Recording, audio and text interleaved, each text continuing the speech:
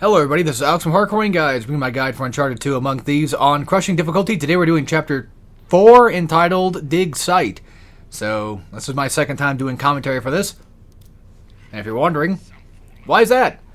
Why would you have to do this commentary twice? Well, because I said something completely stupid that was, I'm pretty sure, wrong. So, I had to just restart the entire commentary to make sure I fix that. So right there, free stealth kill, take it to your advantage, and then I like to roll when I pick up ammo. That's something I tend to do quite often. It saves you just a little bit of time from actually doing the animation of picking it up. So I stealth kill the first two guys. There's only 4 enemies. You could probably most likely stealth kill these assholes, but if you just take a few pop shots with your pistol and get a couple headshots, then you're pretty much fine to go. So this is a chapter that is actually quite difficult, and it also introduces grenades. As you can tell, I skipped the cutscene of me grabbing grenades. That's because I died, and I want to make known that things do kind of respawn whenever you die, and this chapter has, at least for this part of the chapter, it has like maybe 3 or so checkpoints. And I mentioned this in the last commentary, but keep your eyes on your left and your right, because enemies tend to like to flank, mainly in the first wave. They like to flank a lot, so... And whenever they start crossing that bridge is usually the time period where I start throwing grenades to just do whatever I can to wipe out anybody that I can, to the best I can. And then if they're at a distance, I will use my sidearm to just try to go for headshots and take them out quickly. And if they're getting too close, that's when I switch to the AK and throw a couple grenades to sort of thin out anything and everything that I can. And I use the blind fire grenade because I don't want to poke my head out and accidentally get shot, go straight into gray. Even though, yes, aiming and throwing a grenade would be faster, especially if you know what you're doing, then that would, that would benefit a lot, yes. But problem is, like I said, I just don't want to take any chances of getting shot at. So one of the first checkpoints that's going to appear is right around here. Like, I think after you take out this guy-ish, I think there's actually a checkpoint. Maybe it might be these two. Listen to what Sully says. When Sully says there's reinforcements coming or whatever, get back, that's your first sign that that's your first checkpoint. So you can die there and then respawn it if need be. Yeah, keep your eye on the right. They don't come from the left much. For the second wave, they just kind of stick to the right here. And once again, just listen to what Sully says. He'll let you know if they're coming from the left or the right or whatever. And that's usually a good indicator of where to aim. And then just, help him out a little bit because he can't help himself. Bro's got a goddamn sniper and can't take out a single enemy. It's insane. Unless he took that one out, maybe. I don't know. It looks like he probably did. Yeah, also grenades do respawn seemingly quite often, too. It's really weird how they do that. And I'm just making my way up little by little, trying what I can to make sure I don't get shot. And then you got these two guys, and I believe that the first checkpoint is after these guys. Well, technically the first checkpoint is the grenades, but after that it would be, I think, around here. And after this wave, you're going to start getting some shotgunners, so that's something to kind of prioritize and watch out for. Basically, anybody that's wearing a mask, typically I think is usually a shotgun type enemy. You can point them out from a crowd, which is nice. That's really helpful for a game like this. But I ran to this cover to grab some ammo. This is, I think, your second-ish checkpoint or whatever. And just going to lob some grenades because I actually have a few that, respawn upon death. Although, if you didn't die yet, just run back to the main fort that you were hiding at where the grenades were, just to kind of keep yourself out of the line of sight is probably my best advice.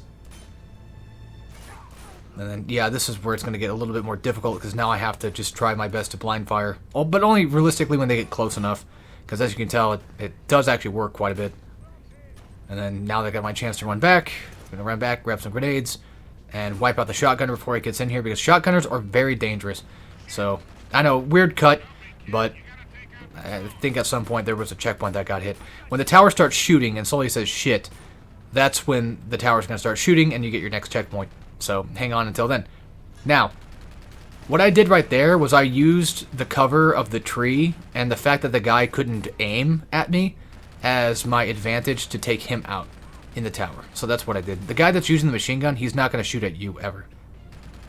And then run back so you can focus on the middle and the left side here, like I just did. And then after that, just lob a grenade in there. Preferably blind fire, arch it. That way you can just have a better... You can see where it's going to go and you can land it. And like a complete dunderhead, I forgot where I was supposed to be going. So I know I should have cut this out, but hey, I'm not perfect, and I get to prove it right here that I make a ton of mistakes, ladies and gentlemen. I make tons of mistakes. But we here on Hardcore Guides make mistakes all the time, and you know, in all fairness, well, what better way to learn from them to actually just do it? And I don't know what's up with that plant, but Uncharted 2 Remastered is very odd. It's very off. And speaking of remastered stuff, good time to talk about this too. God of War Trilogy is coming to PlayStation 5 and such, probably PS6. I have not played the newest God of War game. I've not played the 2D game just yet. It's like $30. I'm like, that's a little too much for that. Am I planning on getting the God of War remakes? You bet you're pretty little behind. I'm going to get that. So maybe in the future, if I ever get around to doing it, if things go well, if the game turns out really well, if they don't screw it up completely, I'm hoping they do a Crash Trilogy type remake where they don't mess with anything too much, but they give us some nice quality of life. Maybe even a new difficulty mode past God mode on each game. That would be kind of cool.